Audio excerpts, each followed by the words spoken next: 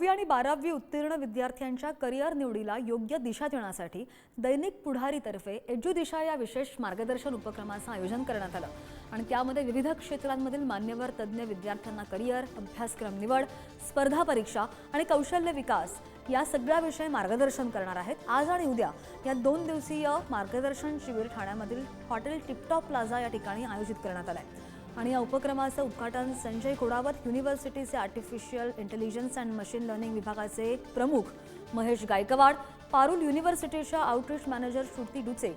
दैनिक पुढारीचे national head Sanjeev Kulkarni, दैनिक पुढारीच्या ठाणे रायगड पालघर आवृत्तीचे निवासी संपादक शशिकांत सावंत, मार्केटिंग हेड अमित तळेकर यांच्या हस्ते दीप प्रज्वलन करण्यात आलं।